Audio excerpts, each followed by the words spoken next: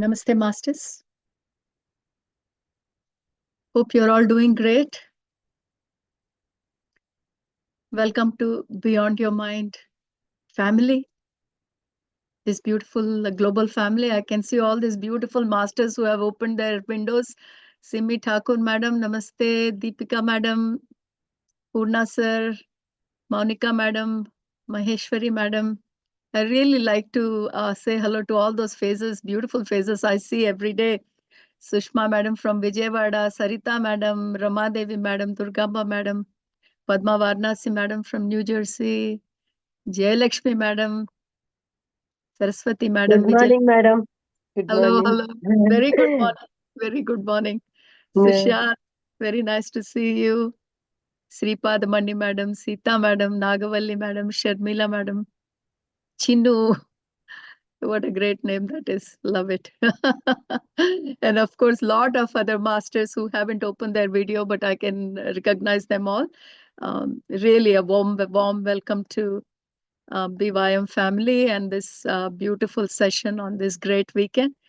For us, the weekend is almost finishing, but I thought, why not give it a big bang and finish the weekend? Normally, Sunday night is very low for most of us because our weekend is already ending. Um, the Monday blues are coming up, and not many people are really looking forward, and another big long week. And I thought, this is the time we should have this session and break this monotony.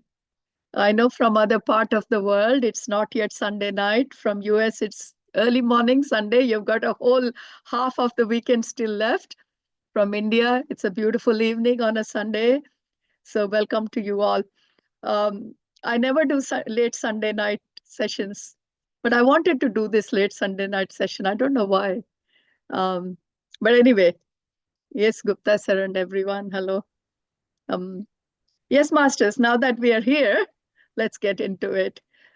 We'll try to keep a track of time for especially the people on the East Coast of this world, of the map, especially Australia, New Zealand, and all that people, because we are aware of your time and I'll try to make the most of it. But as always, very, very grateful to you all, masters, for making me start my day so beautifully every day. And today, of course, I'll be finishing it as well so beautifully, seeing you all.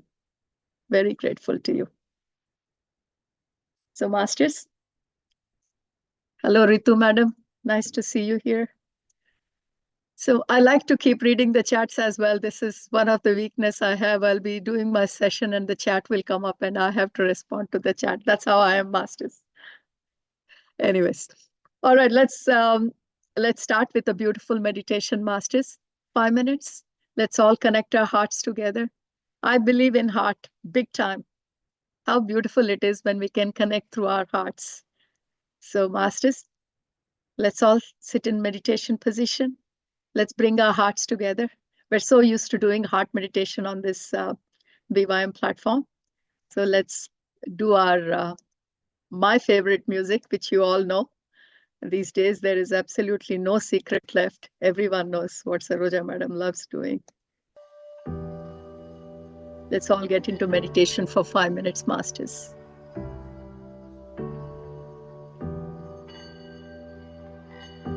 Let's all join our hearts together, masters.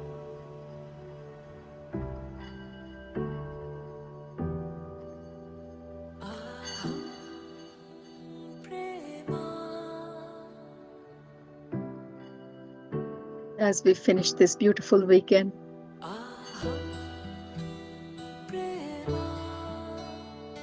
let's look at the last week and pay our gratitude to everything that came our way in the last 7 days.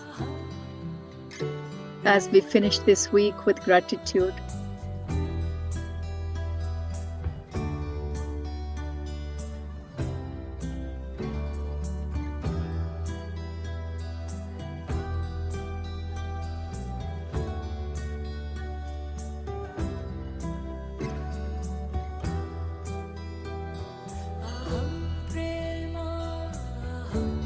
saying thank you to everyone and everything that came into our life in the last 7 days, and saying a big thank you to them from the heart.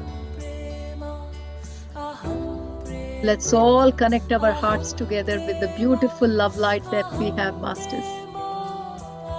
And as we connect all the hearts together with this beautiful light of love,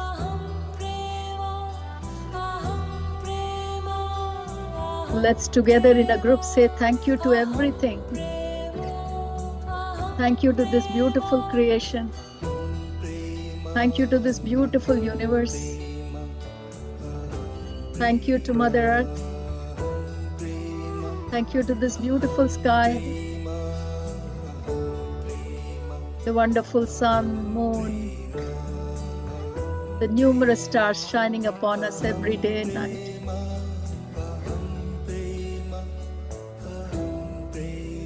When we all together say thank you, it's a very big thank you, Masters.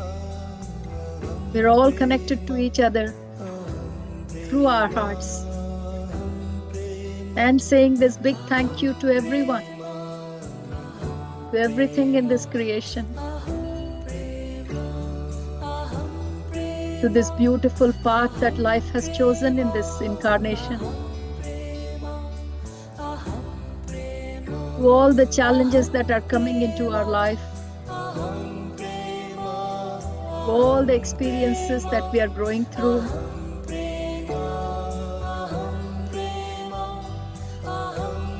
Thank you to everyone who stands in our way.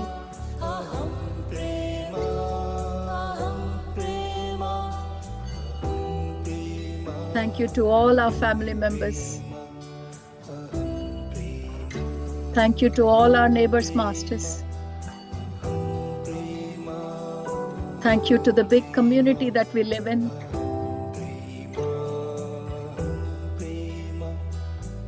Thank you to the country that we are in. A big gratitude to all the humanity.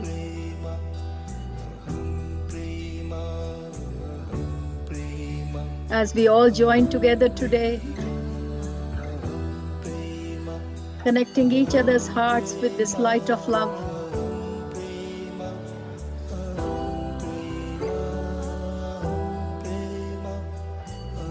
In this beautiful circle that we are all in, Masters.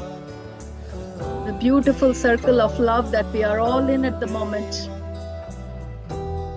Let's say thank you to each one of us, to everyone in this beautiful BYM family, who are always there for any support that we need, for any help that we need,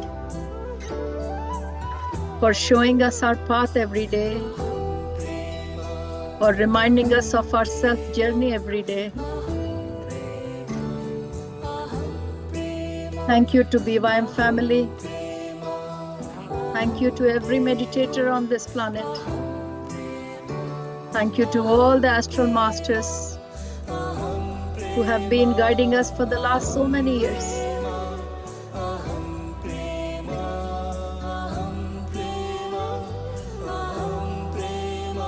As we all together say thank you,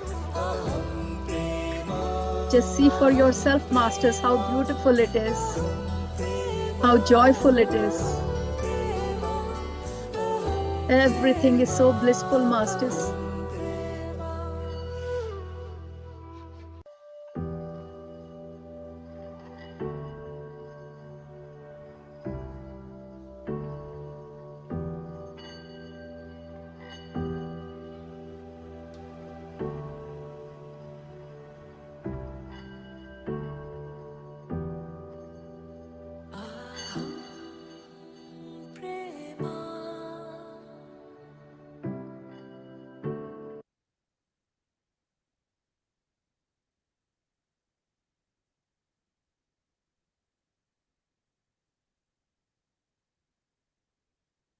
As we are here today, Masters, in this beautiful love light, connected in this beautiful song of love, I'm so happy that we all collectively could say thank you to everyone who made our last 1 week. And with this happiness, let's greet the next week that's on our way. Let's rub our hands together and place them on our closed eyes, masters. 5, 4, 3, 2, 1, 0.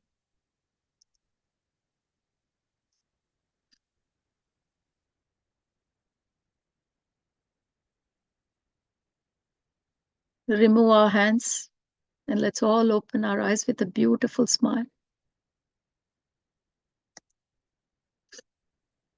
Purna, my voice volume is okay? Just give me a thumbs up. Yep, great. Thank you.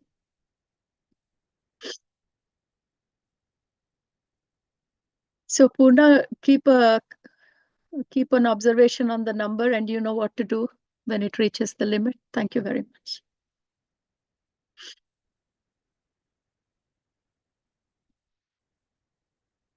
So we are trying to go a little bit deeper every time we meet masters. Last week we talked about our minds, how our personal minds that we have created in this beautiful ocean of this energy field called mind. We saw how we are so limited using our personal minds, which is like 0.5% of the big mind. And we have totally lost focus on what the mind is for. So every week we are trying to go a little bit deeper.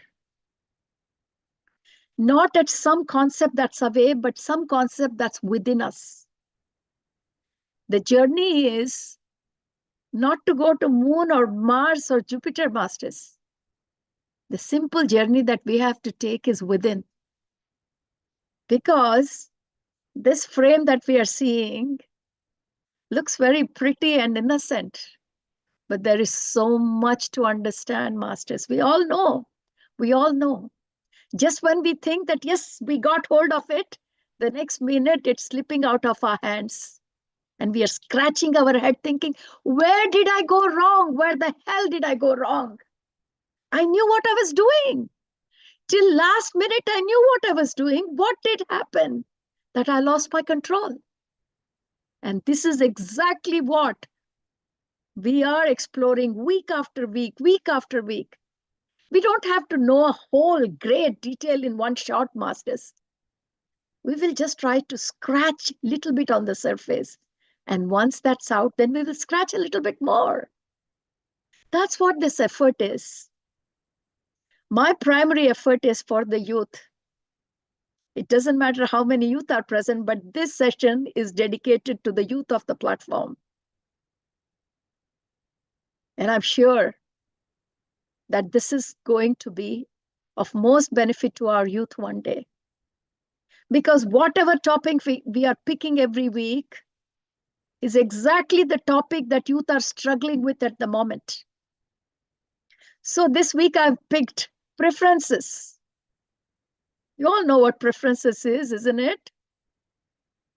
You know, on my flyer, you should see the picture that I put. A man is standing at the crossroad. You know what crossroad is?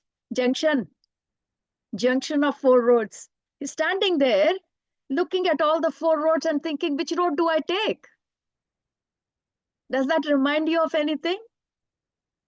Doesn't that remind you of your own story? Where every minute we stand in a junction, scratching our head, thinking, which one do I take? Which one is going to be better? This one or that one or this one? The whole life we have spent just looking at preferences. This one, that one. Do I prefer this? Do I prefer that? You know what, masters? Youth is struggling with this all the time. It doesn't mean that we are not struggling. We are as well struggling. But youth are at a junction where they would really do with some more knowledge to understand what the hell these preferences are. Why do this word preference, people use it so often? What do you prefer, tea or coffee? You know, now you go and sit in a restaurant, they come up with a big list. Then you have to scratch your head and think, what do I prefer? Out of all this, what do I prefer? And then what do you prefer? You have to put your hand in your pocket to see how deep is your pocket. And that decides mostly what your preference is, isn't it? So for us, it's very simple. For humanity, it's very simple. As deep as your pocket can go, that decides the preference. But is that what preference is? So, masters, that's exactly what we are going to talk about. This topic that I have taken, this is not for one or two people. This is a topic of each and every one of our lives. What does preference mean? Because we are very intelligent human beings. We have come to a point where we think, oh, we know what is good for us, what is bad for us, and hence we know what our preferences are. So today we will talk about, do we really know what preferences mean and what are preferences doing to our life? So as we go a little bit deeper every time to understand what is going on, many of you might think, Madam, what is that? This got to do with spirituality. This is a spiritual platform. This has got everything to do with spirituality, masters. What is spirituality after all? It is a way of our life, isn't it? If spirituality can't make our life better, then that word has no meaning for us. If spirituality means science of some other loka, then why are we doing it while we are in this bhuloka? It's useless. Spirituality is that which makes our life on this planet simple and easy. Easy to understand, easy to follow, and easy to explain as well. Right? So that's my definition of spirituality, something that makes your life simple, simple in all aspects. So today we're going to talk about preferences. So masters, if you don't go deeper into life, then you know what will happen? If you just be on the surface and just keep talking like what we are all doing, nobody wants to go deeper. Everybody wants to stay on the surface because I can't handle too much deeper, is too much difficult. Life is becoming too difficult. So majority of the human beings are just on the surface. We're just living on the surface. So if that is how we are living, and if we don't go deeper into life, then you know what we are going to do? We're just going to flap around, waste so much energy, get frustrated, try different things.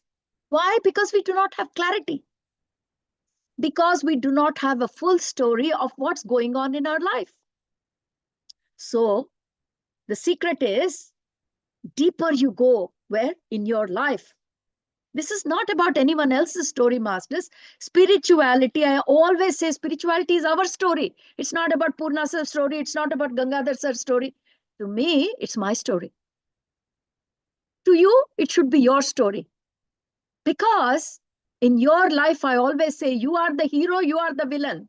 If your life is good, then you are doing every heroship in your life. If your life is miserable, you have become a villain to your life. No one has any role to play in your life. We unnecessarily give credit to everybody.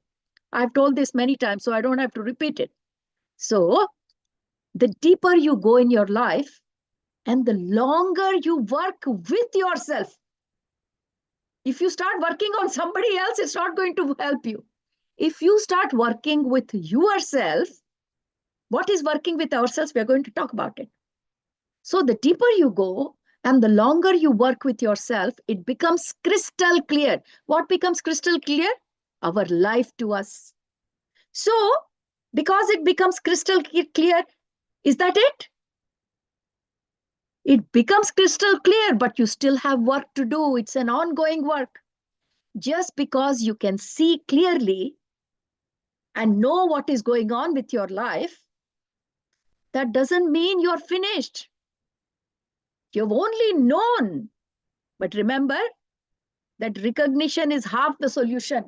Like doctors say, diagnosis is half the treatment. If you know what is the problem in your life and you have recognized, it's half the solution. And you know, in spirituality, recognition is 95% of the solution, masters. Not half. Half is only for normal human beings. But if you go deeper and understand your life thoroughly, and you know exactly what it is, then 95% done. Only 5% remaining. And that 5% is very easy. So all these spiritual techniques, that all the things people teach is nothing compared to your seeing your life yourself, going deeper and seeing what is happening. Until you see your life and have clarity, these techniques are not going to help, masters. Not going to help. You all know. We all do meditation. Not 1 hour, not 2 hours. There are people who are doing 3 hours. Does that mean that we have understood what's going wrong? No. No. I have the guts and courage to say openly no. You have to work on yourself. See through what is happening. Get the clarity. That is 95%. So what's the remaining 5%? Very easy. Once you have seen everything, practice becomes so easy. Doesn't matter which practice do you do. You want to do yoga, you want to do meditation, you want to stand on your head. Doesn't matter. But the main thing is getting clarity. That is the main thing. So once you start getting the clarity in your life, you will find a way out of your misery. That is it, masters. You will automatically, normally come out of it. So what are we seeing? Let's take this. One deepest line that all the great people have said. You know what all the great people say? If you haven't heard it before, let it be the first time. The great way is for those who have no preferences. This is a quotation, masters. You can write it down. I have written it down and I have put it in my bedroom. The great way is for those who have no preferences. Start thinking about it. Every word, it's such a simple statement. If you start looking at each, the great way. The great way means there is no better way than that. The great way is for those who have no preferences. So when we are talking about great way, what great way are we talking? In our platform, in our network, what do we talk? Enlightenment. This is why we are here on this platform. Otherwise, we would be on some other satsanga, isn't it? We could do bhajan, we could do something. But if we are here, all have got only one thirst to know themselves. And that is called enlightenment. So great way for us means enlightenment is not difficult for anyone or everyone who have no preferences. That is a statement given by the spiritual masters. So what is it saying? It's saying if you have no preferences, then enlightenment is easy because that's the great way. Now, what are preferences, masters? We all understand. The word preference, you all know. Do you prefer coffee? Do you prefer tea? This word we have heard so many times. So I don't have to explain anybody.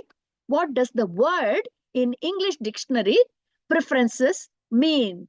But today we have to know much more than that because that's what is ruling our life and that's what is ruining our life. Both ruling and ruining. Ruining, masters. Absolute ruining. So we may all question, how can preferences ruin our life? Okay, let's go down this journey and try to understand what are preferences. Just let's understand what is preference. Preference means you have propensity towards one thing against another. That means you prefer one thing against other. That's what preference is. You are tending or biased towards one thing against another. That's simple, isn't it? We all understand. Preferences means more biased. I give more points to this path compared to that path. That's all preference is. In simple English, this is all it means, preferences. So why are we giving more bias to one and less to other? Why are we preferring one way than the other? Because we think that that's the right way. This is the wrong way, isn't it? Because to me, this is the right way. So my preference is this. But what if it is the right thing or the wrong thing to do? This concept itself is wrong. So now we are trying to see where these preferences is coming in our mind. So let's not qualify, because, masters, this is how we qualify. If I ask, what is your preference? And if you tell me your preference, and I ask you why that, everyone has got a reason, a qualify. I prefer tea because tea has less caffeine. Or because if I have tea, I can sleep well. If I drink coffee, I can't sleep well. Everyone has some reason why they have got their life preferences listed that way. So let's not go with any justification, any qualification at this stage. Let's talk about preference means you care one way or the other if it happens or not, isn't it? Either this can happen or that can happen, but you're preferring this. So everything where it is ending, masters, it is ending that you care. That's all. Why would you have preferences? Because you are caring about one way, isn't it? Why would we have preference? Preferences are those things that you care for. So let's look at our life, masters. We have preferences for a few things. Like I said, coffee. I have preference for coffee. This is just one thing that we are talking about. But in this world, there are a lot of things happening. Just your drinking coffee is not the only thing that's happening at the moment. There are so many things happening. We all have to accept that, isn't it? Because we are going step by step within us. So let's watch our mind.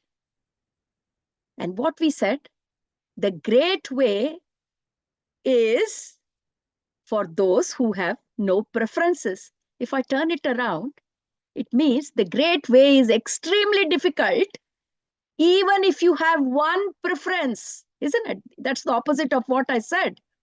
I said the great way is for those who have no preferences. And I'm trying to make the opposite of it. I'm saying, even if you have one preference in your life, but that's not true. We have so many preference lists, isn't it? So I'm giving you credit and I'm saying you have only one preference in life. Even if you have just one preference in life, the great way becomes extremely difficult. And what's the great way we are talking here? Enlightenment, self-discovery. Even if you have one preference, that great way becomes totally difficult, masters. And here in life, not one preference. We have so many preferences. Since we get up in the morning till we go to bed, we can list, it will be tens and dozens of preferences in our life. But that's all it takes, one preference, and the great way is far, far away. Let's take an example, masters. I always give this example because it's easy. You are going for trekking tomorrow, nature trekking, okay? Now you care if it rains tomorrow or not, isn't it? You're going for trekking. Now you're worried, will it rain or it won't rain? Because it matters to you now, isn't it? So that's it. You'll start worrying. What if it rains? What if it doesn't? So what will you do? You will be looking at the weather forecast. You'll be looking at the web. You'll be looking at internet all day till tomorrow morning, because now you are worried. You care that if it rains tomorrow, oh my God, it shouldn't rain. And all of a sudden, you have become very busy. Busy doing what? Checking the weather. This is not extraordinary, masters. This happens in our life all the time. I'm going tomorrow into the nature. I have a picnic planned. Oh my God, what if it rains tomorrow? I have to cancel my picnic. Do I have to? Don't I have to? Do I have to? And the whole day, weather report. You become so busy all of a sudden. Why? Why? The weather is going to be what it's going to be. Is it going to change? Let's think, masters. Just because you have been looking at the weather map, right, all 24 hours, in your mind, there's a big commotion. Oh my God, what do I pack? What if I don't? What if it does? Busy, commotion, noise. And if someone comes and says, picnic cancel, suddenly the weather part is gone out of your mind. Just imagine, as long as you care for the weather, you care. I'm only picking those two words. You care. At this stage, you care for the weather. So suddenly everything related to the weather has come into your mind. You have become busy. See how things follow from there. You become busy. And then from that, noise, confusion, constant happening. But for what? The weather is going to be what it is. The weather report, just because you are seeing all day along, you're worried about the weather. That does not mean weather is going to change. Your business, your thoughts do not do a single thing about what weather is going to be. But what happens? It is just causing commotion, confusion, noise within you. It is not doing anything outside. The weather is not changing one single bit. But in your mind, this weather has caused a storm in your mind. I'm giving you a very simple example. This example is simple because we all can understand. But if you really start looking at other things that you are trying to control in your life, this is how commotion starts happening within your mind. Outside, nothing is changing, masters. Outside, things are still exactly the same. So it's just causing commotion, confusion, noise within you. And hence we said, the great way is difficult for those who have even one preference. Yes. What was the great way? Great way is enlightenment. People who go for enlightenment, they don't have noise. They don't have commotion in their mind. They don't have confusion in the mind. But why do you have now? Because all of a sudden, you care. What do you care for? You care for something that you have no control on. Are you understanding, masters? Spiritual enlightenment is where your mind is calm and peaceful. On the other hand, now you have started caring for something that really you have no control on, and that is causing commotion, noise, confusion. And hence, now we are relating to what we said in the beginning. The great way is difficult for those who have even one preference. I just gave you one example of whether your mind will be noisy, you will be busy, you'll be doing something. You'll be doing something. You know what? Just by your doing, the weather is not going to change. But the whole day you'll be doing something, because now the worry has started because you started caring for something. You're busy doing what? You don't know. But mind will be constantly busy, knowing completely that you cannot do a single thing about weather, but you are still busy inside you. Let's take the opposite scenario, masters. Immediately, let's take the opposite scenario. Let's say you could not care less about the weather tomorrow. You couldn't care less. Lot of things you don't care about, like the weather. Your mind is still. There are a lot of things, masters, which we don't care about. And this example of weather, if we turn, and for example, this weather didn't mean anything to you tomorrow. I don't care what weather is. What will happen to your mind? Your mind is like a still lake, because you do not have to worry. Now you don't have to sit and do mantra. Oh my God, the rain should stop, the rain should stop, the rain should not. Says, oh, I have to do manifestation. I have to do sankalpa dhyanam because the rain has to stop tomorrow. Or I have to do some other practice so that there is no rain tomorrow. We do all this. We do sankalpa dhyanam, we do manifestation, we try all the techniques we are learning on this path of spirituality. We use it for our physicality all the time. So this is not a new story. So once you stop caring, in this example, about the weather tomorrow, you don't have to worry or do any practice or any stuff, not a single thing to worry. That should be enough to wake us up that the great way is for those who have no preferences. How did you learn? Because when you stopped caring about weather, nothing is happening in the mind. What happened in the mind? Was there busy? Was there noise? Was there commotion? Was there confusion? No. Why? Because you did not care. When you care, what happened in your mind? And when you did not care, what happened in your mind. That is why the great people said that the great way is for those who don't care. Don't care means who do not have any preferences. That is the story of spirituality, masters. That should be enough for us to wake up. So you have one preference, just the weather example, and a whole commotion happened. And you got so busy, right? So many activities. You did everything you could, checking the maps, checking the web, and worrying everything. But if I don't care, there is no neurosis. That neural thinking stopped. Nothing. This is just not true for weather alone, but for everything. The problem is not that your mind is noisy. The problem is you have preferences. If you have preferences, your mind will be noisy, masters. Many times, we don't understand what the commotion is happening in our mind. We know as spiritual masters that this has to subside, this has to go down, but we don't know why. Why is this commotion not coming down? We don't understand. And it is as simple as this, masters.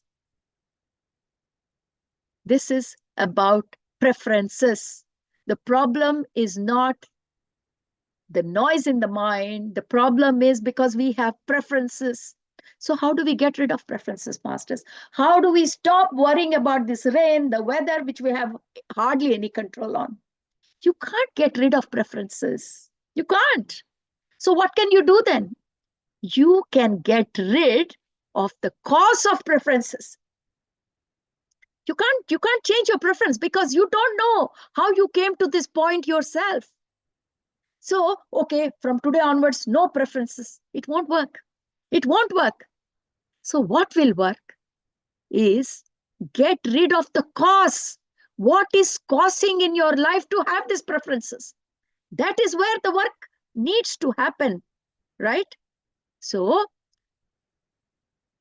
you know what Buddhists say? Buddhist and Buddha, when he was doing all day, they say only one thing: work at the root. Work at the root of the problem.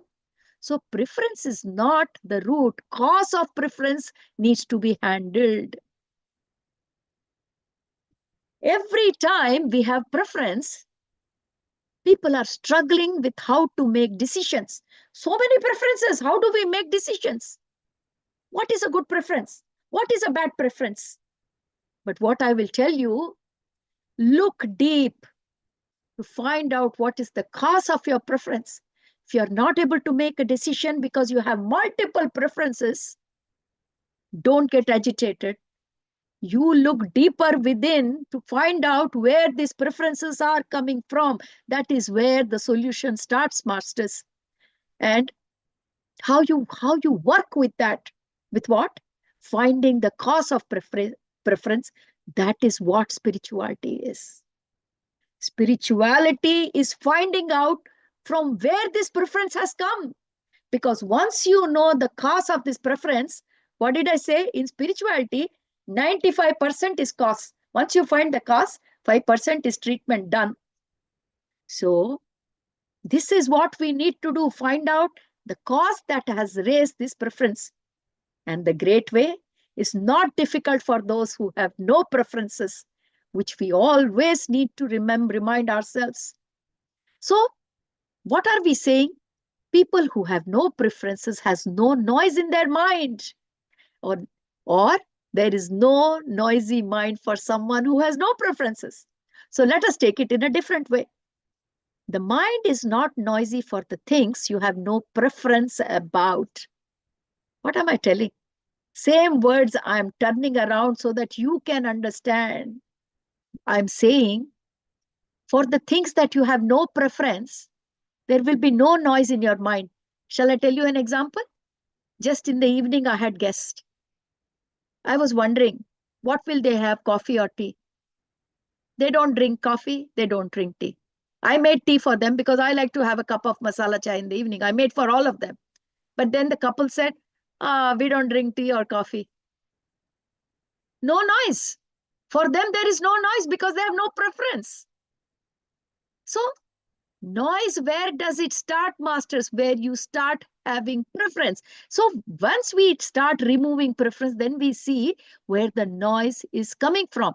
So the same statement, if we start looking from different angle, your mind is not noisy for the things you have no preference about.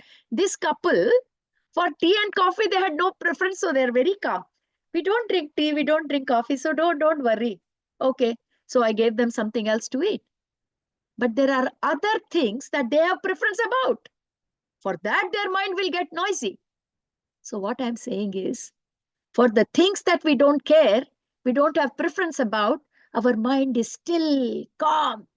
But for the things that we have preferences, that is where the whole ocean starts churning. So how often does your mind talk about the things that you don't care about? I gave you this example so many times. We are driving on the road, the white markings on the road, you know, the lane markings. After coming home, how many times are you thinking and worrying about, oh my God, how straight those lines were? We don't care. There's no noise about it. You will drive for 1,000 kilometers non-stop, and that white lines on the road will never be there in your mind. Why? Because you don't care about it. Because you have no preferences. Do you have preference about the white lines on the road? That they should be thin, they should be thick, they should be straight, they should be jagged? No. Somebody put the lines, you're using it, you're driving it. You come back home, you don't even care about. So what this reminds is, this is an example to show that like this, so many things are happening in our life that we are not even noticing. And those things we have no preference about. So they are never creating any noise in our mind. We have to start taking examples which are easy so that we can work our way upwards, masters. That is how it is. So mind doesn't talk about the white lanes that we drive every day on the road. Never, never does it cause commotion. Everything in the world is that way. Everything in the world, it is like that. 99.999% things we don't care, masters, because we have no preference about it. But that 0.01% that we care for is ruining our life, is ruining our life. It should not ruin our life because we care for that. But those are the things that are ruining our life. In this world, this logic is so hard for the human mind to look and understand, that there are 99% of the things that you are not even bothered, that is not worrying you. But that 1% that you are worried about, you care about, you have preference, the whole life is in turmoil. That is why we need to understand the preferences in our life which is causing this turmoil. Not the preference, but the cause of the preference. So what is the cause of the preference, masters? Why do we develop preference? Because you are not okay in there. In means within you, within this so-called area. This is the area, masters. Every time when we are in emotional pain or not feeling okay, this is where we feel, I'm not feeling well here. It's not feeling good. Someone says, I love you. This is where feels good. Someone says, I hate you. This is where it is happening. This is where we notice that all these things that are making us feel good and bad are happening. So, what is the cause of preference? You are not okay in here. You are not okay. Why? Because there are areas in your life where you are lacking here, not in your physical life. But there are some things in your life that you're lacking in here. So that's what you need to understand. What is that you're lacking? You know, for some things in life, what you lack is you don't feel love. You feel no meaning in life, no fulfillment here. You feel what you should not feel here. Not for everything, but only for certain things in your life. What about the other things? Why only certain things? What about the other things? Other things are like white lines on the road. You don't even care about them. It doesn't bother you because you are okay. Here it is okay. They are not bothering you. But for that 1% things that you are not feeling okay, that not feeling okay means you're not feeling fulfillment. You're not feeling that love. Why love? Because everyone says you are that love, but you don't feel that love only for that areas in your life. So what are you lacking? You're lacking fulfillment. You're lacking the feeling of love. You're lacking that openness that you should feel in here. And that is what creates preferences. Master, what I said just now, 2 sentences, is very, very important. Why preferences are created? Because there are certain areas in your life for which you are not feeling okay here. But for rest, you're feeling okay. Because you're feeling okay, you don't care. You don't bother. Why would you bother? If everything is hunky-dory, everything is happy, why would you care? Tell me something. If you get up in the morning, ha, ha, ha, ha, why should I care? I'm happy, I'm happy, I'm happy, I'm happy. When would you start caring and worrying? When you don't feel okay here. That is where the whole story starts. And that is what creates preferences. So, you do not have preferences about the things you feel okay here. What does okay mean? Okay means that you feel here complete and whole. Whenever you feel here complete and whole, that means you feel okay. I need to explain you what does okay mean. Why those white lines? You feel okay, that's no problem. I'm driving. It doesn't cause me any problem. You feel okay. What does that okay mean? Okay means you are whole and complete. You don't need anything more to complete you. But there are some things in your life. For those things, you're not feeling complete and whole. You're feeling lack. You're feeling that you're lacking something only for those things. And that is why you have created preferences for that part of life where you're not feeling okay, masters. That is why you don't have preferences for that line on the road, for the leaves that drop during autumn. Do you care? How many leaves did drop in this autumn? You don't count the leaves, do you? No. Millions of leaves are dropping in autumn. Nobody cares. Because you're feeling okay about it. Oh, autumn, leaves should fall, no problem. Can you feel like that for everything in your life? Can you feel okay for everything? If you really feel okay for everything, okay means complete and whole, okay means feeling fulfilled, meaningful, love here, then you don't need to have preference. Why do you want preference? Why do you would not create preference? So that means you are creating preferences for that part of the life for which you are not okay. This is the cause why we come up with preferences, masters. If we start looking slowly down, then we will see how things we have created.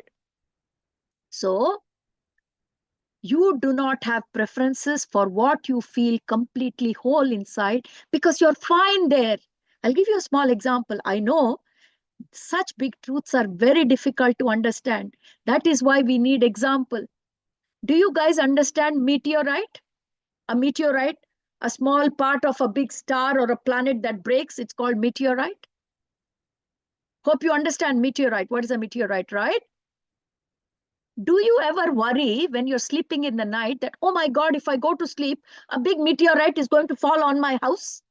How many times have you people slept thinking, oh my God, in the morning I'll get up, there'll be a big meteorite on my head? Is it not possible? It is possible. Well, don't be silly. It's not going to happen. I don't care.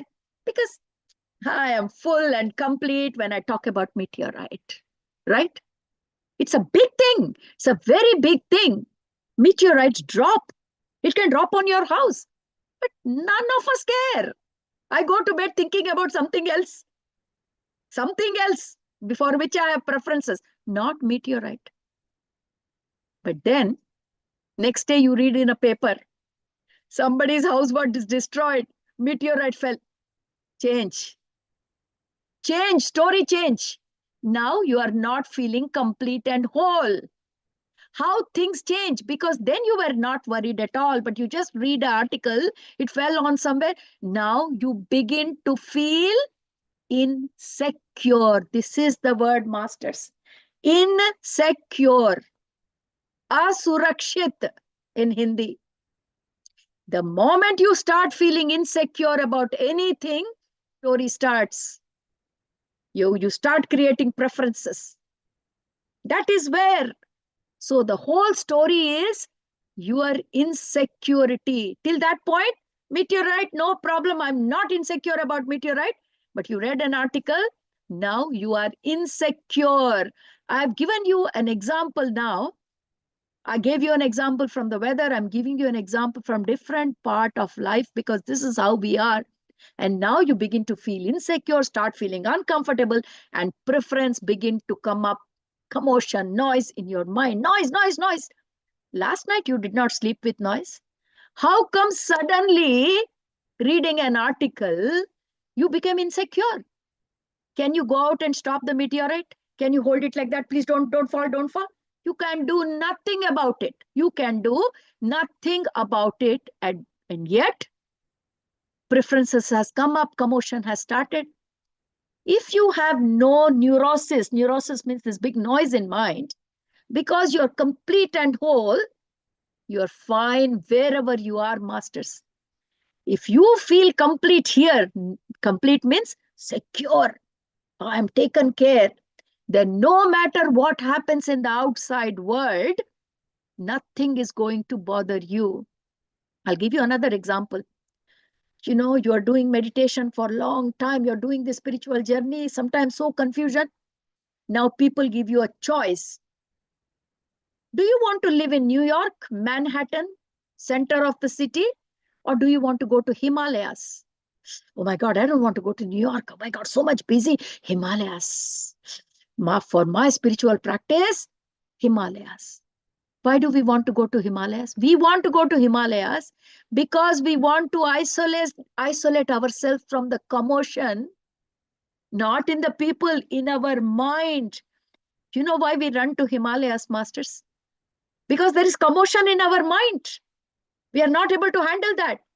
So by running away, we think we will become okay. Where? Here. But people who are already okay, for them it doesn't matter whether they are in New York or in Himalaya, it is one and the same.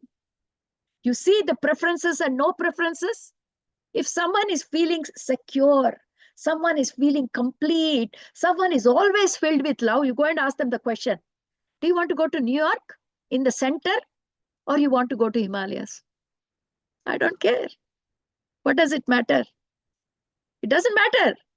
Because I am complete here, neither New York or Himalaya is going to do me any plus or minus. That is the way. When you are complete here, preferences do not matter, masters. Preferences do not matter. It's not that because you have no preferences, you are fine. It is the other way. Because you are fine, hence you have no preferences. You know, people think after this talk that because you have no preferences, you're fine, you're feeling okay. That is not the cause. Because you're fine, because you are complete, you have no preferences. This is how the life is working, masters. But problem is, who is going to tell us? Who is going to tell us that this is how things are working? So, when you are whole and complete within yourself, there are no preferences. Preferences vanish, masters. They're no longer there. You will never be there. Even for greatest masters, you know, if you get rid of all your preferences, masters, there is no need to be in this world. That is the truth. You know, Meher Baba was such an enlightened master. He had no preferences. Enlightened masters, they have no preferences. because they have burnt all the stuff. What is stuff? We call it karma, but what is it? All the stuff that we push it inside. And that's what we call it as blockages, which we'll talk about it later, masters. So, masters who have no preferences, there is really nothing else for them to work on.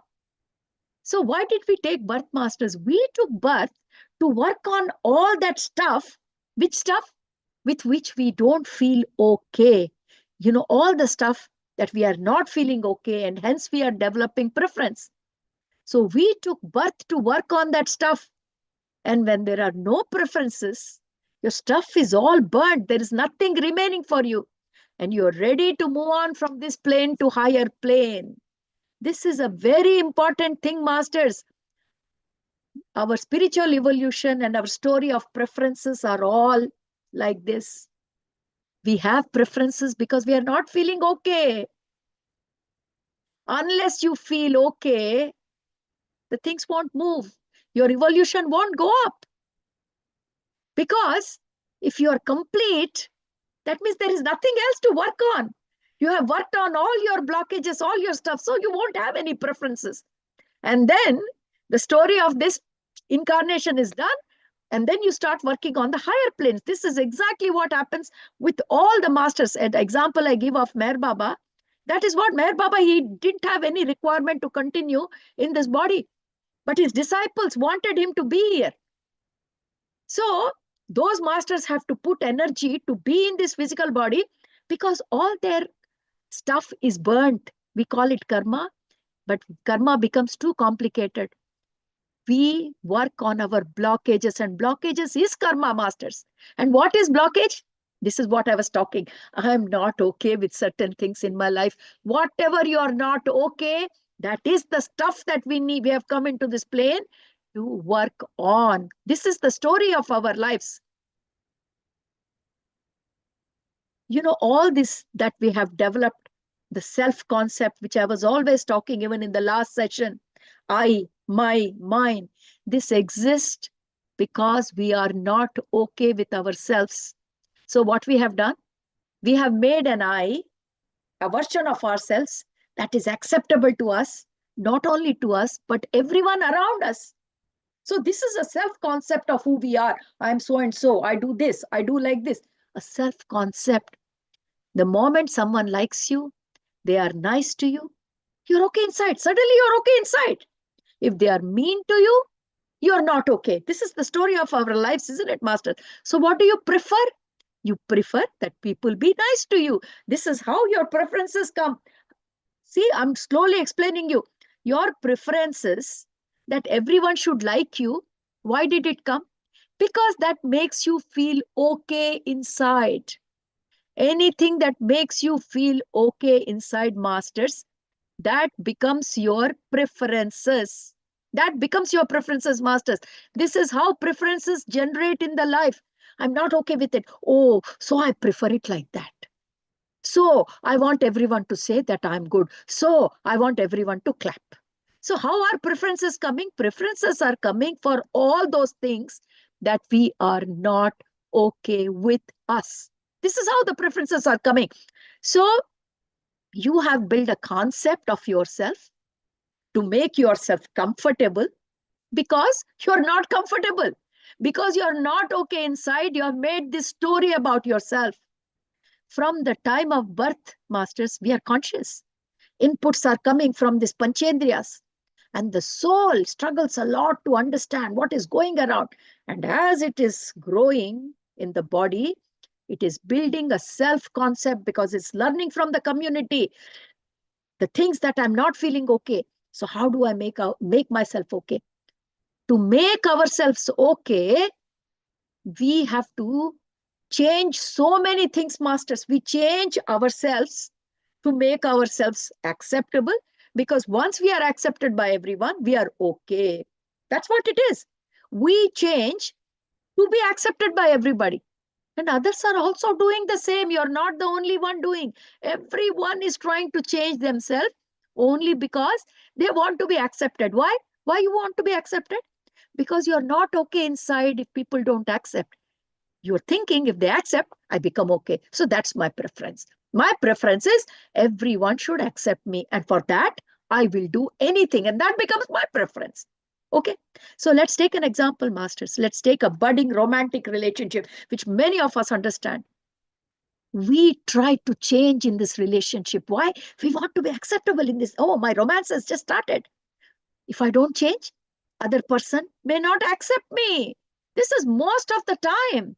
This is most of the time. This is the language our mind is trying to tell that, oh, it's a romantic relationship. If I don't change enough, then, I won't be accepted. Not only you, the other is also trying to change to be accepted by you. So there is so much manipulation going on. And what do we call this manipulation game? Romance. Budding romantic relationship. And that becomes the foundation for 100 years relationship. What? This phony, fake relationship where both are trying to change to make acceptable by others. What is the real story here, masters? The real story is the experiencer. Who is the experiencer? This consciousness who is sitting inside the soul. That is the one who is going through all this experience. Experiencer is overwhelmed by the experience. We are overwhelmed. We don't know what to do. We only came here to experience, but we get so overwhelmed with all this experience around us, and we as soul are not evolved to handle that experience. That is the story. Why we are not okay, masters? Why we are not okay for some areas in our life? Because we as experiencer, we get so overwhelmed by the experience around it that we can't handle that experience. We get overwhelmed. Now you may ask, if a soul is reflection of God, then why should the soul evolve? God don't have to evolve, then why should soul evolve? That God does not have to evolve. That means the source does not have to evolve. But when you look at this drop from that ocean, which is the consciousness of the creation or the God, you know what? How is the relationship? If that creation is sun, then all these drops are like the sun rays, masters. They are all these beautiful rays from that creation. So what have we done coming here in this physical form into this body? This soul is looking down where? Into this physical plane, and is trying to see the body experiences, the mind experiences, the feelings, the thoughts, all the objects. And it is looking, but what happens? It gets so overwhelmed with all the experience at body level, at mind level, at heart level, that the overwhelming becomes so much that it gets pulled into it. And as a result of that, it starts identifying with it. It does not no longer have objective observation. Like I told you in Sakshi and even personal mind, Jiddu Krishnamurti, what he said, the soul should have objective observation. Objective means no partiality, no bias, just observing. Witness consciousness. That is the high terminology that we use. Witness consciousness. That's what the soul says, right? But the soul gets so overwhelmed by what is happening around us that the soul gets pulled into this. We just get dragged into it, and we start identifying, oh, this is what I am. So there is no longer any objective observation. You get totally dragged into it. So what does dragging means? Okay. So we identifying with it, consciousness falls down into the object that it is looking at. We're looking at the experience and we are dropping in that, and we start identifying that that's what we are. And evolution means going all the way back. Back from where? From those bodily experience that you thought you are that. From that, removing yourself one step at a time and going back to your witness consciousness. That is what evolution is. And in Sanskrit, the words we used, Jivatma has to understand that it is Paramatma. How will the Jivatma understand its Paramatma if it is stuck into this bodily experience, thinking that is what I am? Oh my God, oh my God. If all the time Jivatma is doing, oh my God, I'm not okay, I'm not okay. Why would you say I'm not okay? Because you are identifying yourself with that. So, why does the soul have to evolve? If soul is a reflection of God, soul has to evolve. Evolving means that soul has to detach from this bodily experience, pull itself out. No, I'm not that. I'm only come here to observe it. And this is what is evolution. That's all what is evolution, masters. Soul gets so addicted to what it is paying attention to. Whatever it is paying attention to, it gets addicted to it. Rest everything is the same. Soul is looking at something not objectively. Objective means I am the subject, that is the object. We both are not one. That is what objectively means. But when the soul cannot do that, it thinks, oh, I'm the object. That is where the whole story is starting. Now, I'll give you a small example, masters. We all have dreams in the night, don't we? We all dream. There are two types of dreaming. From today, you should all learn how to dream. This is a big secret I'm telling you. We all dream. What is a normal dream? Normal dream, you close your eyes and you're sleeping, and the same story happens which is happening in the normal life. You see all the people, oh my God, my boss is scolding me. He said, no job, go back. You're crying there, oh, please, please, please give me job for 2 more years. I've got a lot of mortgage to pay. Boss is saying, no, no, no, no, we are retrenching. And we are crying. Sometimes the tears are falling and a big nightmare. You get up. Oh, it was only a dream. This is the normal dream. Otherwise, you won $1 million lottery. You're so happy. That's the other part of the dream. This is dream. Okay. The only difference is you're not conscious in the physical world, but you're conscious there in the mental world. Dream is exactly the same story. But there is another way to dream. You know, masters, what is another way of dreaming? It's a very funny thing. We all should know. Somebody has raised their hand, so let me put it down. Deepti. Not sure why she has raised hand, but yeah. So, you know what is another way of dreaming, masters? It's called lucid dreaming. Everyone should try that. You know what happens in lucid dreaming? They are trained. They are trained. How are they trained? They are trained to go in the dream to remind themselves that whenever they are in the dream, they say, no, I'm in a dream. I can control this dream. I can control. I'm only objectively watching this dream. This dream is not me. This is not reality. This is not reality. I am dreaming. I am dreaming. The moment you remember in the dream that you are not in the physical world, you can change the dream whatever you want. You're falling from the top of the mountain cliff. Suddenly, no, I'm going back up top. So you'll be falling down, but you can give instruction in the dream. Go back, go back. And then you will see yourself going back to the top of the cliff. You can say, I can fly. I don't have to fall down the mountain. Suddenly you will start flying. People train in lucid dreaming. Lucid dreaming is a way where you can instruct in the dream what to do. How can you instruct? You can only instruct when you know that you are in a dream and you can give instruction in a dream. People practice, masters. And if you tell yourself before you go to dream that I'm going to sleep, I will be in a dream, but I will not become part of the dream. When you do that, you can give instructions. Then no more nightmare. Just when you know somebody is going to come and take your money away, you will say, put that money down, and he will be scared and he'll put the money down and run away. You can instruct. And that is what lucid dreaming is. Lucid dreaming means that in the dream, you know that it's a dream, so you can play with the dream. That is in the dream, masters. The same thing you can do in the real life too. There's not much difference. What is the difference, masters? This is also like a dream. You're so attached to your physical body and you're getting sucked into it. But you can give instruction to yourself that you are not that object. And that's exactly what's happening in your life. You are in the life dream without objective on observation, and hence You are getting sucked into it. Spiritual evolution means going back all the way from body, from mind, from feelings to all the way back to witness consciousness. And that is what is evolution, from becoming an objective observation, which is witness consciousness. We all call, no, witness consciousness, witness consciousness. What does it mean?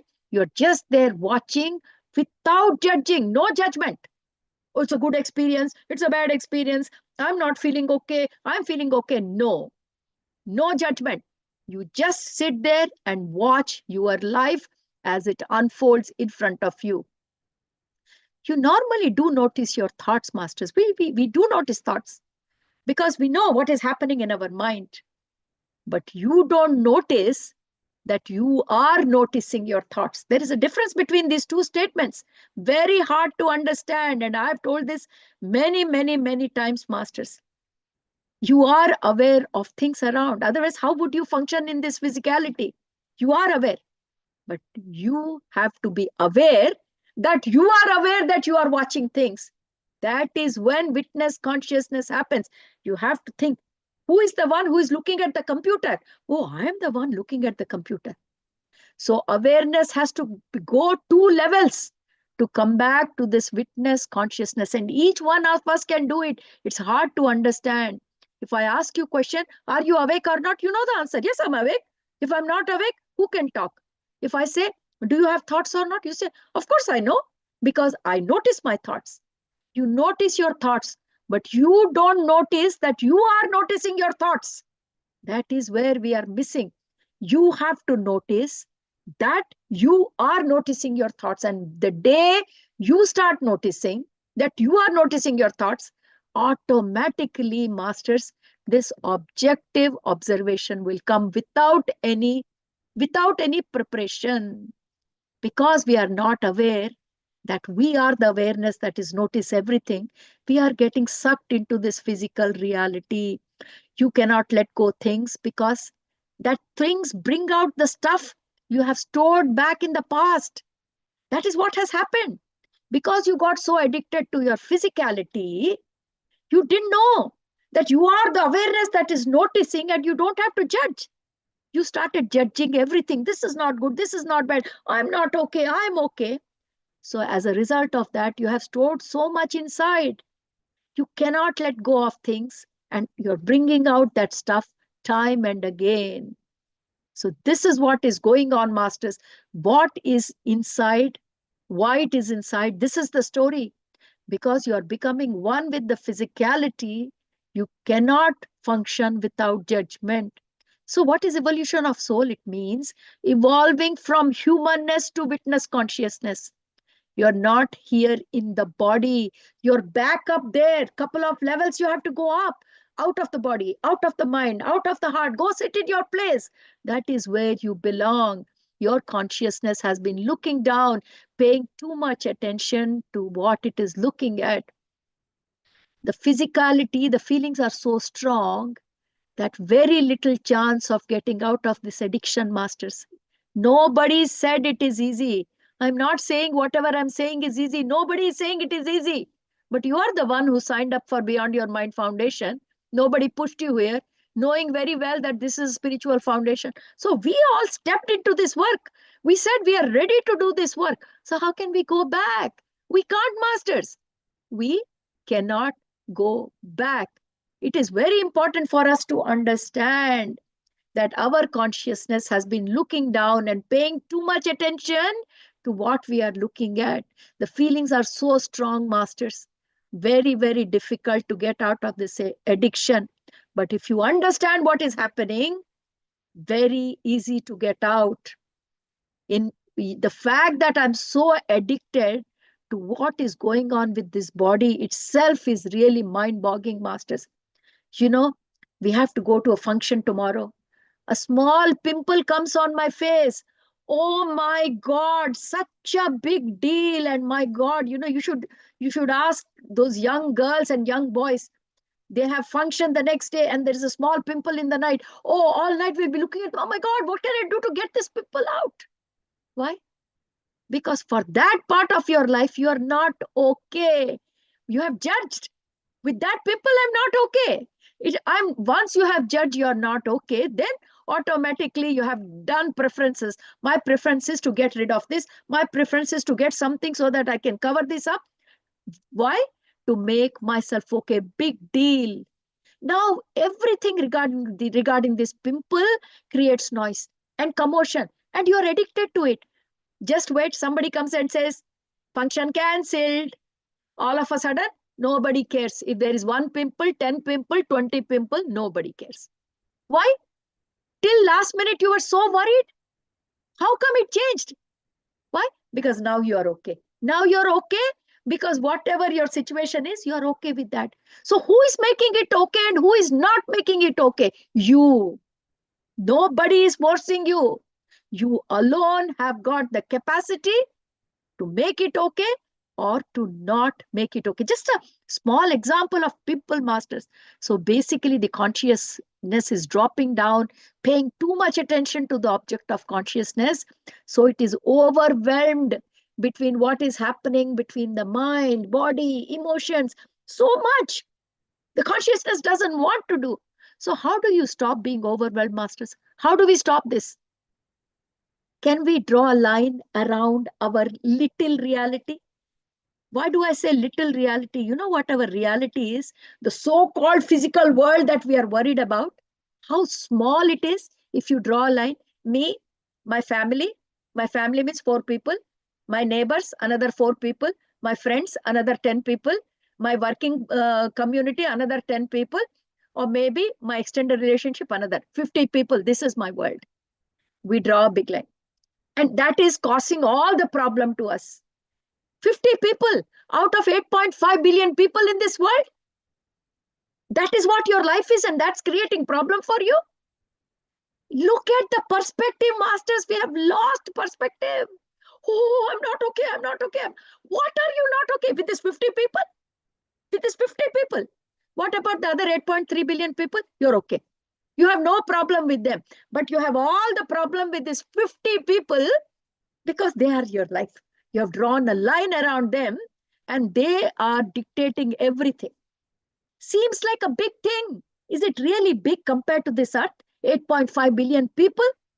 You know, number of objects, so many number of objects. But you are worried about only that 50 people out of this entire universe? That's what you call my family, my work, my neighbors, my... Who made this reality of 50 people out of 8.5 billion? You made the reality. You drew a small subset of the universe. You know what subset is? I'm sure, you know, if you have read the primary school maths, you know what is set and what subset. Out of the whole universe, you have taken a small subset, 50 people, my life. And if your life is going upside down with this 50 people and you call this is my world. So you drew a small subset of the universe and called it mine. And because you started with your body, everything is to do with my body. When what is your body? A small part of the universe. And from there, you built your mind and emotions to deal with the interactions with your reality. And what is your reality? This 50 people. That is my world. 50 people. And a whole universe you have created inside. A whole universe where you have got stuff inside that you're not okay with. You build a self-concept in your mind which is not real. It is a made-up thing. It's not real. It's just in your mind. You defined yourself as the experiences you had. You know how that's how we define ourselves. Whatever experience we have, that's what I define. What's my experience? Okay, I'm an engineer. So whatever experience I had as an engineer, I become that. This is how we define ourselves, masters. So we define ourselves as the experience that we had. It's like saying, if you didn't have that experience, then you didn't exist. If I was not an engineer, then Saroja does not exist. Is it true? No. Why do we give so much importance to this made up story? Think about it. If I'm not an engineer, then I don't exist. If I don't open up this Beyond Your Mind Foundation, I don't exist. If I don't have a family, I don't exist. I still exist. But no, this self-concept that I have created is all based on my experience and this self-concept and this world. Because our whole story of self-concept is around the fort castle that we build in our mind. People have to be certain way because I feel better when they are like that. We have the stupid notions in our mind. Every time I come home from the office, my family is waiting for me in the car. So one day you come home, the car is not there. Oh my God, my whole world is turned upside down because I can't see my car. There are 50,000 cars in the parking lot. You don't care about any car. Just that one car has created your whole life upside down. Your self concept, because that one car is part of your world. That 50 people world that you created, you don't care about the 6,000 cars that are parked in the car park. But one car you could not see, that is you. This is exactly how we are. We are upset about that one because I'm obsessed about that one. Obsession, addiction. This is how our life is. So what you have done is you have broken this universe into tiny little experiences, and you have defined yourself based on the experience. What do you like? I like my family. Some people, you ask people, what do you like? I like my family to be together. We like to go on holidays, all children together. We all want to be close, close, close. You ask another person, what do you want? Oh, I need space. I don't like where people are together. Claustrophobic. So, two people, one person likes people so close, other person does not like. Who is right? Who is wrong? Who are you to tell that I am right and the other person is wrong? This is how we are developing preferences, masters, because of some experiences you had. Because when you were young, you never had a family, you never had anybody that, oh my God, I had no life. So now I want my family to be like this. Children don't want to come with me, but no, I made a rule, everyone has to come. This is how we are. So, what is right, what is wrong in our preferences, masters? Nothing right, nothing wrong. It is just preferences based on your stupid story. You have defined yourself with the experience and you have built this self concept, which is self fulfilling prophecy. What is that? If you get what you feel, what you like, then you feel better. Why? Because it is reinforcing your stupid thought, your stupid preference. Otherwise, I'm uncomfortable. Many times, men say, oh, this is my wife, but they don't want other people to even come closer to that. Why? Because some bad experience in the past. So you have defined every man on the world with bad intention. So my preference is nobody comes close and dance with my wife. This is how our preferences come up with. Preferences don't come up like that. My preference is you stay away from my wife because of my past experiences. Everything past experiences. You defined how you need to be based on your past experience in order for you to feel better. You defined things to be a certain way for you to be okay here. How many possible things that could happen in this world other than what you want? For example, this meteorite falling on your house. This idea about people should not dance with my wife or not come closer. This is one thing. There are millions things happening outside. Anything can happen. But you don't care about what other million things happen. This one thing should not happen. People should not dance with my wife. Or in my romantic relationship, my other partner has to behave like that. Other things, I don't care. Now, what are the odds that what you want will happen, masters? Very little. There are 100 billion zillion things happening in this world right now, and you want just this one thing according to your preference to happen because that will make you feel better. No wonder life is so messed up. So what do? To make yourself feel better for this preference, you start manipulating the situation. You manipulate people, you manipulate everything. Why? So that I feel okay. That is what everybody is doing, and hence there is so much mess in the world. That is where your preferences are coming from. In the beginning, I said you need to understand what is the cause of your preference. This is how preferences are. Nobody gives preferences to you, masters. It's not like your preference is right and someone else is wrong. You have had experience, you had trouble handling those experience, you suppressed them inside, held them inside for too long, and you have built a collection of these situations you're not comfortable. Not one, not two, not three, It's a collection. It's a big, big game happening inside. So many things you're not comfortable. So you have just pushed that inside. So now anything happens, it brings up, it just brings them up. And based on that, you have built your preference list. I don't want this to happen again. You got married, got divorced. Now you're looking for another girl, but she should not look like your ex. Because whenever you'll see that girl, it'll remind you of your ex and you'll feel uncomfortable. Why? Because someone looks like somebody doesn't mean they are somebody. Everyone is unique, but our preference is based on our past experience. That's how preference come from. And our brilliant analytical mind that we have has just taken the data from our past, all the past experiences, put them together in a way that if things can be this way, according to my preference, I'll be okay. If you were okay, you should not be saying like this. So if you start watching your behavior, everything you do, then you will be okay. So the main key is observation. Why you are doing the way you are doing. Many people say, oh, we are working on our marriage. Haven't you heard, masters? I'm working on what is there to work on the marriage? You know, every word, it means that I'm working on something because I'm not feeling okay. If you are feeling okay inside, why should the other person bother you? It won't bother you. If the other person is bothering you, that means you are not okay. Other person has nothing to do with you feeling okay. But if you're okay inside, then nothing will bother you. There is nothing to work. Nobody has to change, including you. So what does okay really mean? I'm okay means I'm filled with joy. Whenever you say I'm okay, or you're trying to make you feel okay, that means you're filled with joy. You're filled with love. You're filled with enthusiasm every second from morning to night.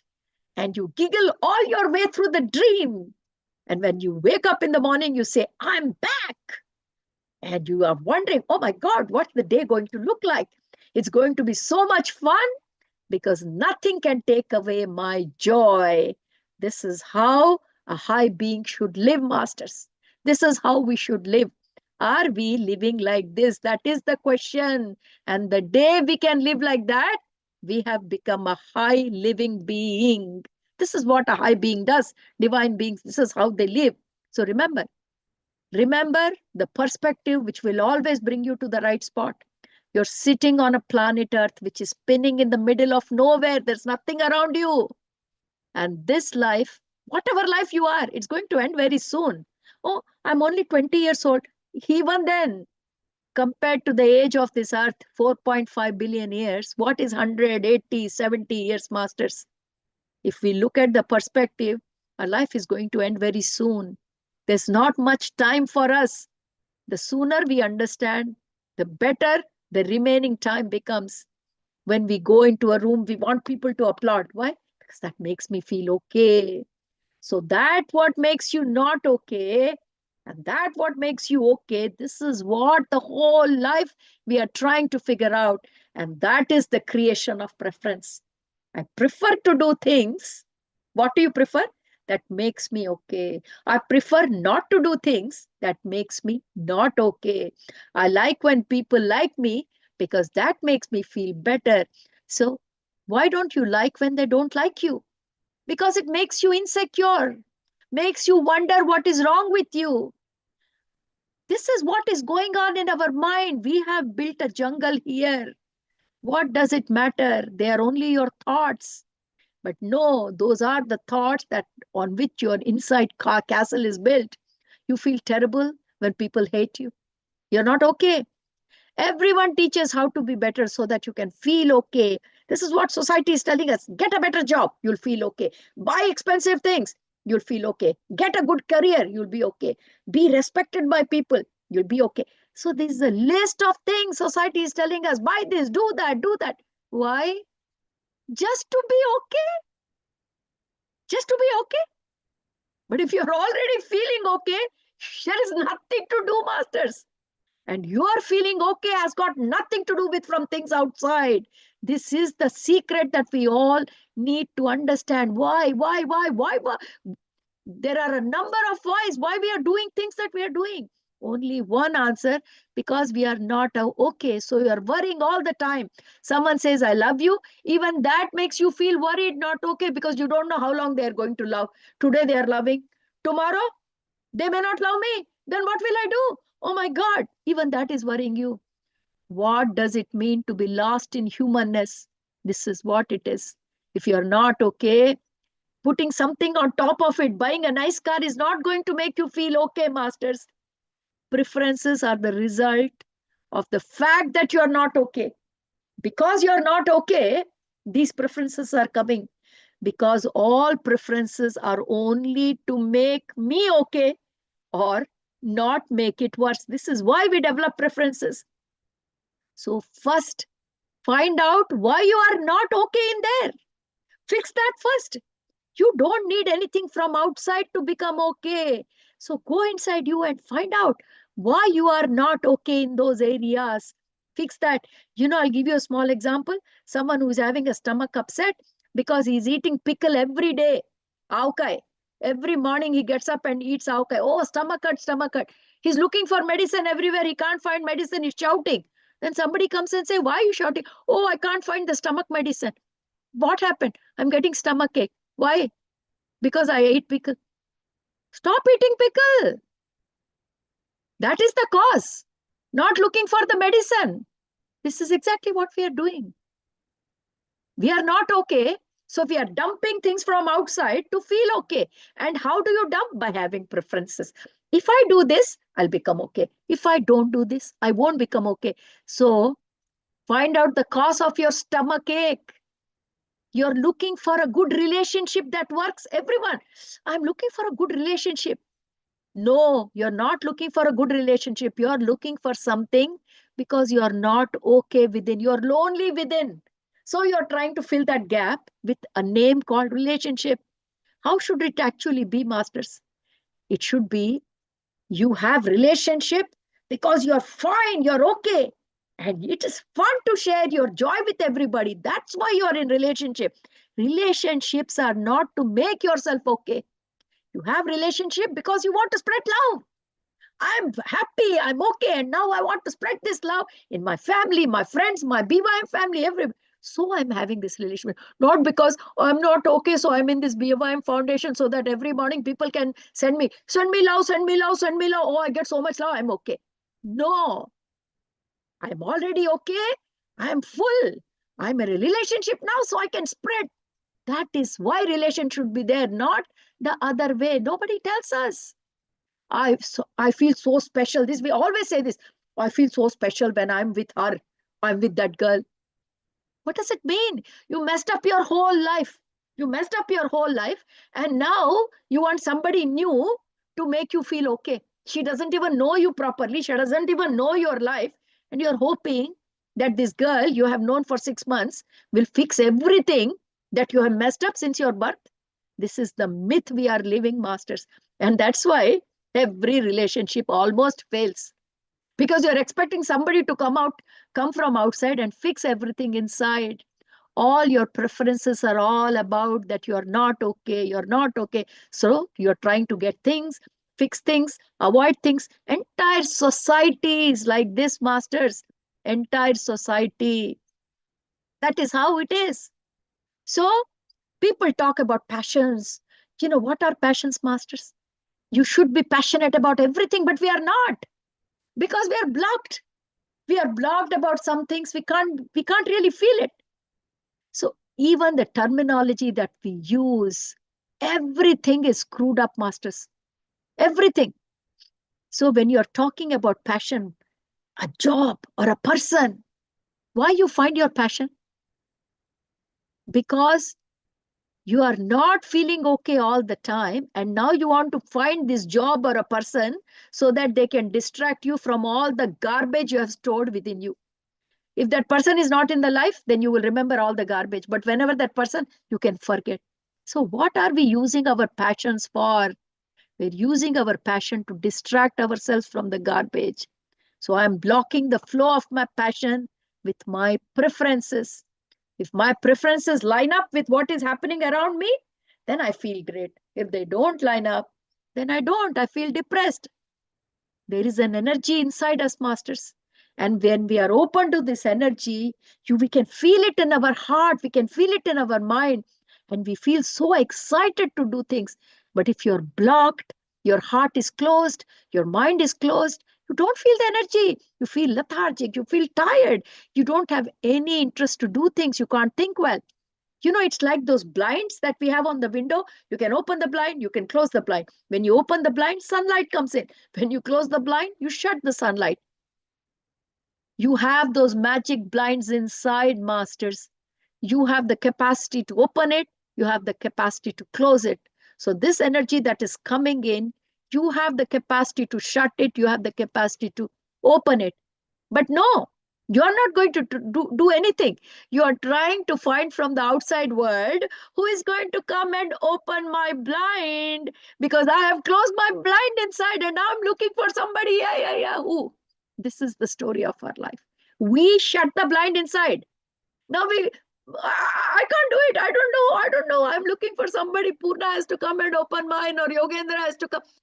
Why? Why can't you do your own work and open your blind? Why you need somebody else to do it? Then preferences. Purna can open it better than Yogendra. So I am Purna's friend. This is how we make friendship. Why? When I'm with Purna, everything is lining up. I can go around my blockages and the energy is nicely flowing. I feel good. I feel okay. This is the story. This is the story of our preferences. Why you are having preferences? Why you can't be friend of Yogendra? This is exactly the story. Why do you need somebody to open your blind? They are your blinds. You can do it. There is no one in there except you. You can do it. You don't need anyone. You understand how you're closing your own heart and mind, and you say that I'm not feeling love, and so I need another person to make me feel love. You say, I don't feel passion, I don't feel enthusiasm. Who is the cause? You. You have your own inner hands. You can open your blind. It's about you working with yourself to see why you're closed, when you are closed, why you're not open, when you're not open, for you to observe. When are you shutting yourself? Unless you observe, how will you know? When your heart is closed, of course you will feel terrible. Of course. When it's open, you feel wonderful. It does not mean let's find a situation outside that will open my heart. Why do you want a situation outside? Oh, everything has to be very sunny. Only then I feel very happy. If it rains, I feel sad. Why? Why? Why do you need sunshine to feel happy inside? What has sunshine got to do with your happiness? Why can't you put your hands inside and open the blind and say, it is storm outside, but I am happy. Why can't you do that? Why you want sunshine to shower on you, to make inside? My wife has to prepare good food today. I want to be happy. Why? What has food got to do with your heart and mind to open? You want your wife to open your blinds? Are you disabled person? Have you lost your two hands inside? Think, masters, think what we are doing. Everything preference, because he can open my blind better. So I want him. That job can open my blind better. What blind? That blind that you're shutting off so that the energy can't flow. Your energy is struggling. Everyone has energy, masters. But no, I have very conveniently closed it. Now I'm looking for somebody. Can you please open it? Can you please open it? Oh, you can open it better. So please come. You are my preference. This is how, masters, we are generating preferences in our life. You know what it is? I'm standing here starving. I did not eat food for 3 days. I've got a plate full of food in front of me, but I don't want to eat myself. I want someone to put that food in my mouth because I don't want to do it. And if people don't do it, then I'm going to complain. My life is terrible because nobody is picking that food and putting in my mouth. This is the story of our life. How ridiculous it is sounding. Why do you need another person to put that food? Don't you have hands? Food is in front of you. This joy is ready in you. You have blocked it, masters. How much time it takes to open? It doesn't take long. Right now, if you understand what I'm saying, it takes a second. Ting, the energy will come up. But you have to observe. When are you blocking your energy? When you're driving on the road, it was okay. But when you came home, you felt sad. What? Oh, wife didn't smile. So when wife doesn't smile, my shutters close. So wife has to smile to open your shutter. Don't you feel ashamed of yourself? Let her not smile. I can open my shutter. Ting. But for that, you have to observe. What is closing your shutter? You were okay on the road while you were driving. Ah, beautiful scenery, everything beautiful. You came home. Oh, I'm feeling sad. Why? Because wife didn't come with a cup of hot coffee. Okay. She didn't come with hot coffee. That is a different thing. But why do you have to feel sad? And then complain, this is my life. I don't get a cup of coffee. This is how we have shut the energy in our own self, masters. How can you open your heart if you don't understand what is happening? It is your heart. You closed it when Krishna hurt you when you were 10 years old. The Krishna, you trusted him. This is how our story is. I trusted Krishna. I gave him all my pencils when in grade 5. He took the pencils and ran away. I'm hurt, so I can't make any more friendship. So whenever I see somebody like Krishna, I'm not okay. You are closing your blinds because you have connected your energy with Krishna. Observe where you are closing your heart. Only you can. And now, because you don't like Krishna, anyone looks like Krishna, they can't come close to you. It is not about Krishna. It's not about another person. It is about you. When your heart is closing, how you're closing, observe. Open it. It's nothing to do with outside. What is opening heart? People don't understand. Many times they ring me up. Madam, you always say about heart, aham prema, aham prema. Yeah, because that is what the story is. That's why I'm doing this session. How can we open our heart? What do we do? Like this, like this? No. There is an easy thing. When will something be open, masters? When you don't close it. Simple. If you don't know how to open, turn it other way. Stop closing it. Because we are the ones who are closing the heart. If you stop closing that heart, it is open. You are actively closing it every minute. So stop doing that. If you stop doing that, then you are open. Simple. For that, madam, how do I open my heart? By stopping closing it. Actively every second, stop closing it, because you are on a mission to close it every second, every second. You're looking for excuses. Where can I find excuse to close my heart? Wife, husband, daughter, my friend, myself. Excuse. Excuses, excuses, excuses. This is our life, masters. So now you know where your preferences are coming from. You have closed yourself. And now you want the entire world to open it. Which entire world? Those 50 people, remember? The small world that you... Cause of all preferences. I prefer the things to happen that open me up. Now you understand, masters, what are preferences. You are preferring those things to happen that can open up your heart. So what will happen when the heart will open? The energy rush. And when the energy rushes, oh my God, we all know the glimpse what it happens. Joyful song, laugh. You can be like that all the time. From morning till night, even in the dreams. And next morning, yes, I'm back. That's how we should get up. I'm back. Every moment I'm ready to action. Not like, oh my God, another day. No, I'm back. I'm ready to action. That is how our life should start. But no, it won't. Because I prefer the things to happen that open me, and I prefer the things not to happen that close me. That is how our preferences are. I prefer that all happen in a way so that my heart opens up. Why? Can't you open up your heart? Now go outside and make things happen the way you want. Because your preference is saying that I want all the things to line up so that my heart can open. Go out in the world, masters. Go out. Try to change things. And then come back and tell me how many times were you successful. Very little odds. We go out, try to manipulate everything, change. You can't. Because I told you, physicality you can't change, reality you can't change. It took 13.8 billion years for the physical world to be the way it is. It's not going to change for you. But your preference is change everything, because unless that changes, my heart won't open. That is my preference, isn't it?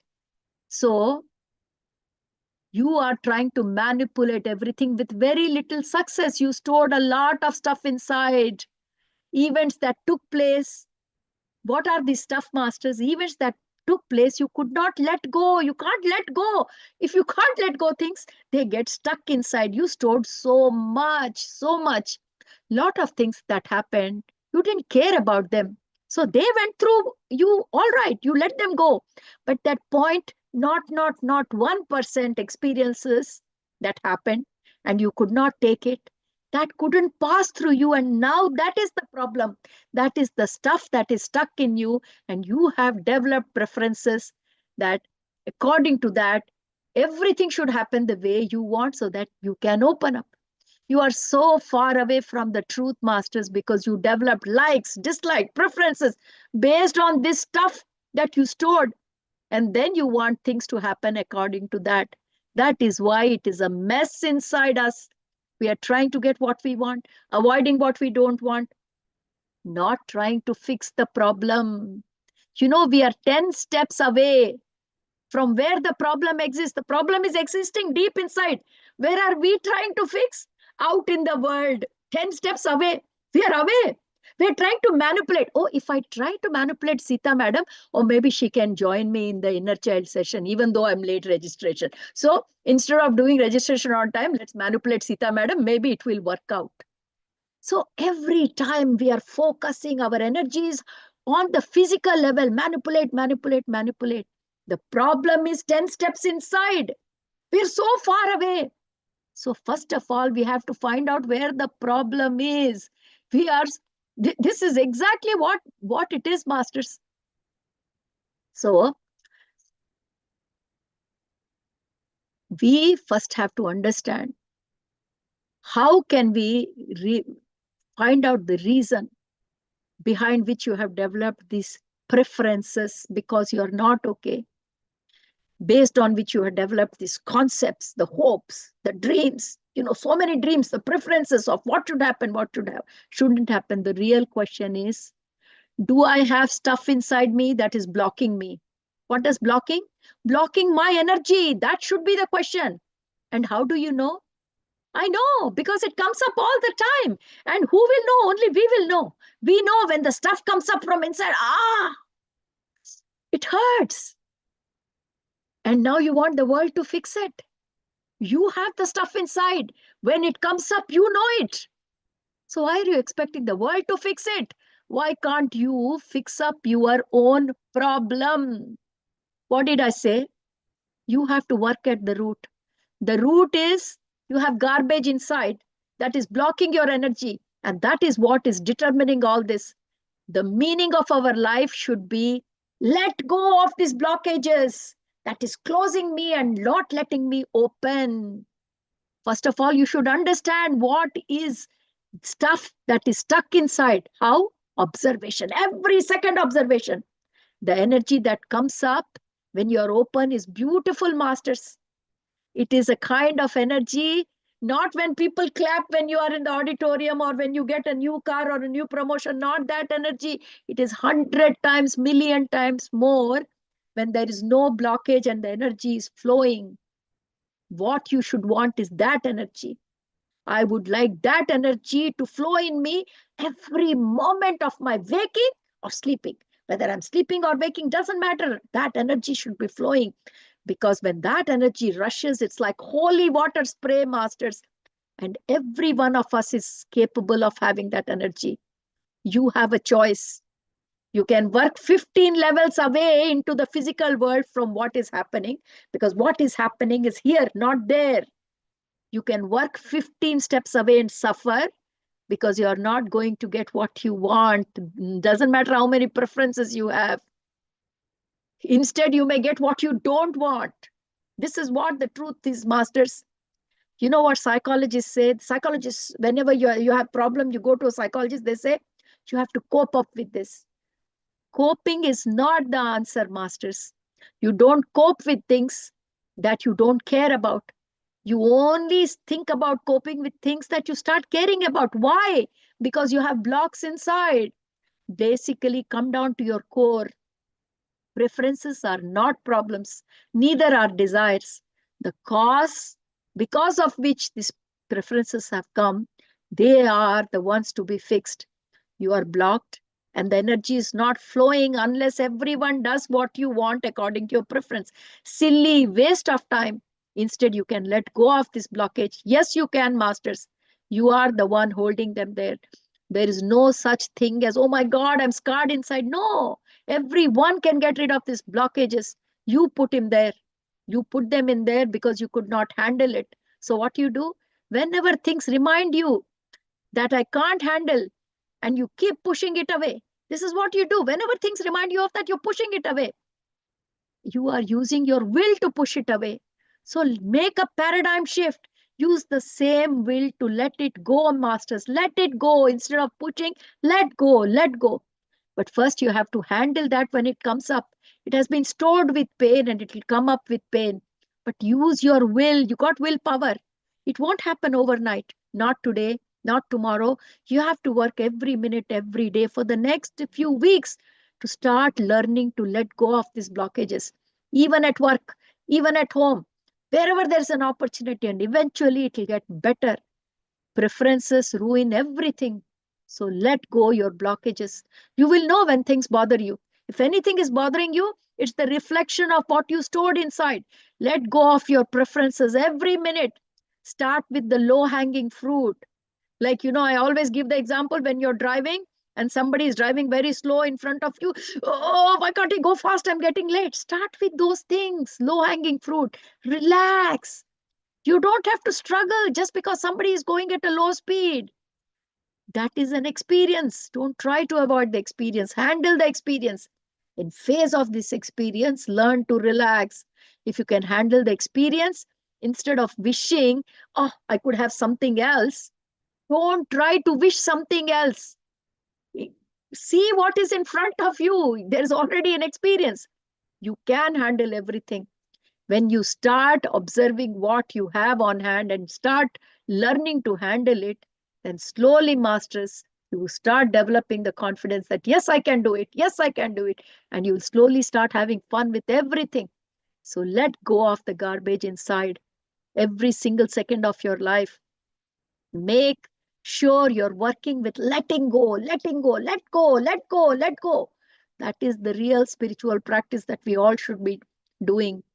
Learning to say, I'm not supposed to be getting what I want.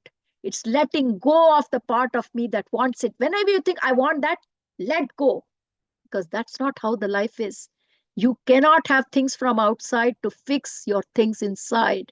Does that mean you leave everything, renounce everything? No. Let things come its way. It's nice. It's fine. It's okay. I will learn to handle them. I want to say that if you have preferences about anything, your mind will go crazy, masters, and your whole life will be in turmoil. Decision making becomes so difficult. Should I go to New York? Should I go to Hawaii? No. If you are happy inside, what do you care whether it's Hawaii or New York? Then you go to the boss and say, oh, anything is fine. And if the boss says, you make the decision, just see how the life unfolds. Because anything is okay for you. Just keep your eyes open, look for clues, and let life unfold. Be quiet and see the life unfolding in front of you. And the life will start talking to you. That is the magic of life. You start watching life, masters.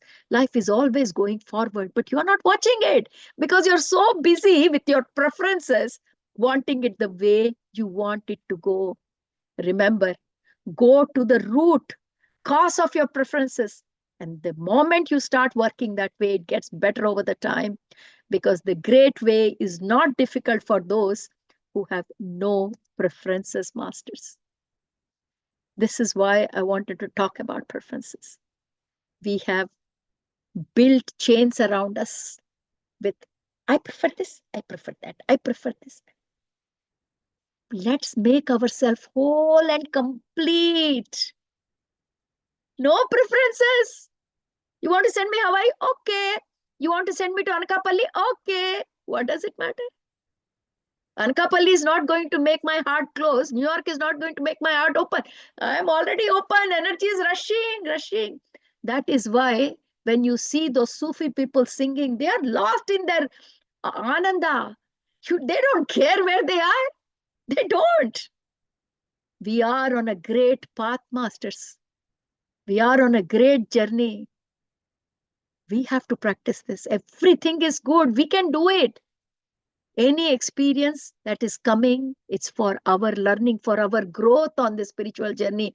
But if we couldn't handle and we push them inside, then every time it reminds, learn to work with it.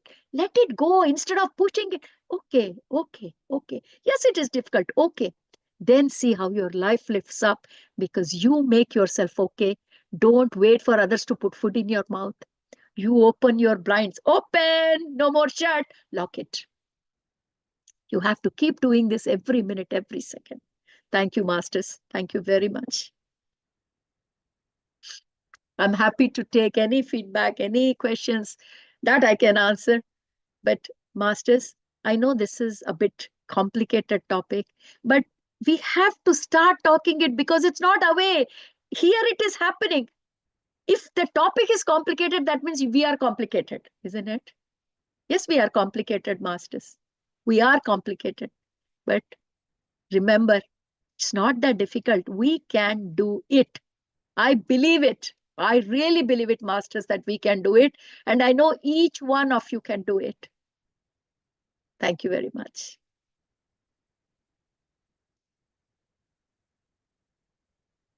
Purna, did you put a message that someone had a question? No, ma. And previously, one of and not our Deepthi madam, another Deepthi madam has raised a hand. Okay. Yeah, so I'm just trying No to worries. find. Deepthi Okay, yeah, madam. I didn't know. I saw her hand raised, but I lowered her hand Yes, because it was distracting me a little bit because I thought she had a question. So I thought I would ask it. Yeah. But thank you very much, masters. I feel so great on a Sunday night to talk about such a profound topic because tonight when I'm going to bed, I'm going to do lucid dreaming. Remember lucid dreaming? Because I'm happy. When I go to dream, I'm going to fly my own kite. I'll say, no, don't fall down the hill. Yep, yeah, go up. Yes, we can have fun. Masters, we can have fun. And tomorrow when we get up, we all should go jump out of the bed. I'm back. Yes, we are back every morning. Why should we get up? No, I'm back. Let's have fun. Another 24 hours. Let's have joy. That is how we should get up, masters. Every minute. Come on. See how fun life is. Maja. That is how we should lead our life. That's not beyond your mind, people. Beyond your mind, like, come on, I'm ready. Thank you so much, masters. You have a good night wherever you are from the rest of the Sunday. And then next week, we'll come back again with a little bit more peek into what we are, where we are stuck. How can we make our lives a little bit better, little bit more, one step at a time. These things are not going to happen overnight. Little bit, one step at a time. Thank you very much, masters. Good night.